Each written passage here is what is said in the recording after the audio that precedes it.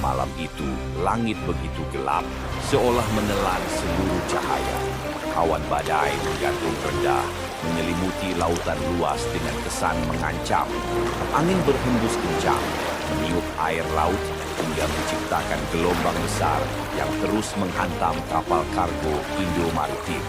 Di ruang kemudi, Kapten Rahmat menggenggam kemudi erat, matanya fokus pada layar radar yang berkedip merah.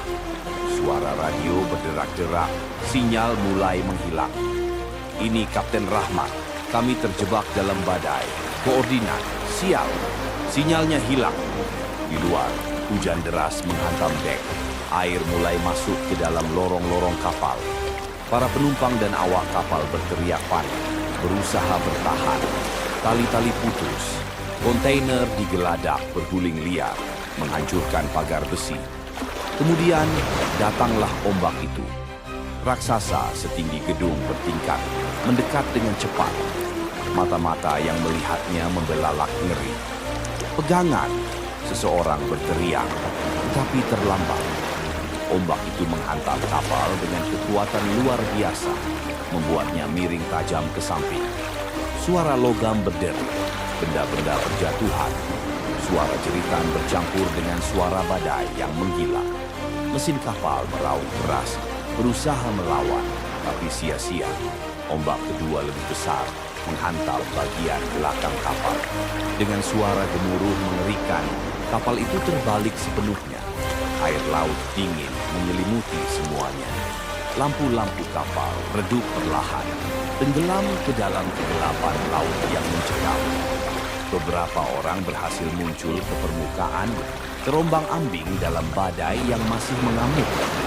Lalu, di kejauhan, di tengah kabut tebal, mereka melihatnya. Sebuah pulau. Fajar menyingsing dengan kelabu. Lautan yang semalam menggila kini begitu tenang, seolah tak pernah terjadi apa-apa. Tubuh-tubuh yang tersisa terdampak di pasir hitam yang dingin. Dengan tubuh gemetar, Rahmat dan beberapa orang lainnya merangkak ke pantai. Mereka masih bernapas, tapi tak tahu di mana mereka berada. Pulau itu sunyi, pepohonan tinggi menjulang, membentuk bayangan gelap yang menelan cahaya. Tidak ada suara burung, tidak ada hewan, tidak ada tanda kehidupan. Hanya keheningan yang begitu menyesakkan. Lalu seseorang menunjuk ke arah dalam pulau. Ada desa di sana.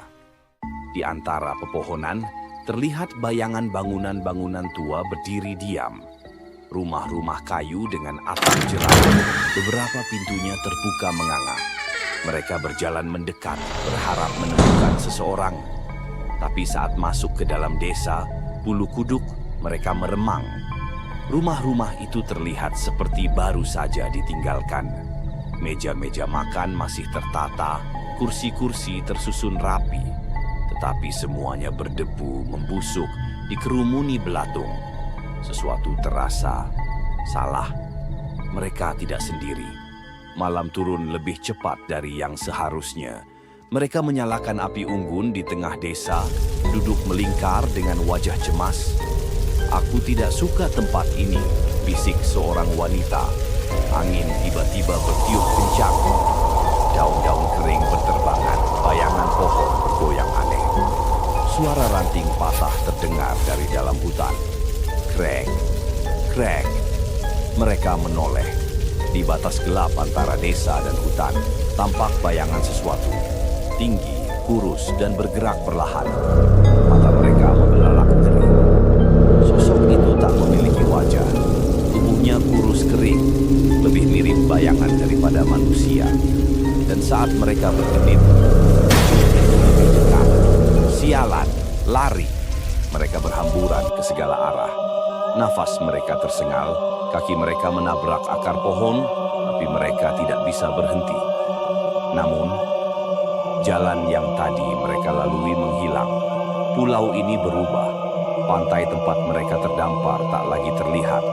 Desa di belakang mereka membaur dengan kabut. Lenyap begitu saja. Salah satu dari mereka, seorang pria bernama Arif, mencoba berlari kembali ke desa. Tapi yang ditemukannya hanyalah kegelapan. Napasnya memburu, tangan gemetar saat ia berbalik, dan di belakangnya hanya beberapa inci dari wajahnya. Makhluk itu berdiri diam, sunyi. Arif membuka mulutnya untuk berteriak, tapi suara tak keluar. Matanya melebar, tubuhnya membeku, dan dalam sekejap dia menghilang.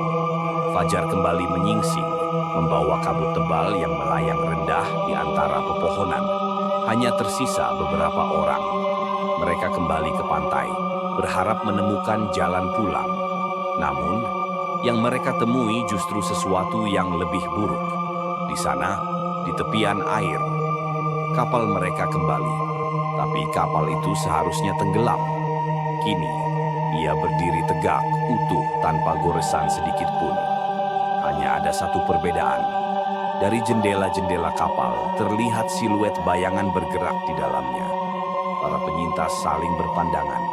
Napas mereka memburu, tubuh mereka gemetar. Lalu, terdengar suara, bisikan dari angin. Sekarang kalian bagian dari kami.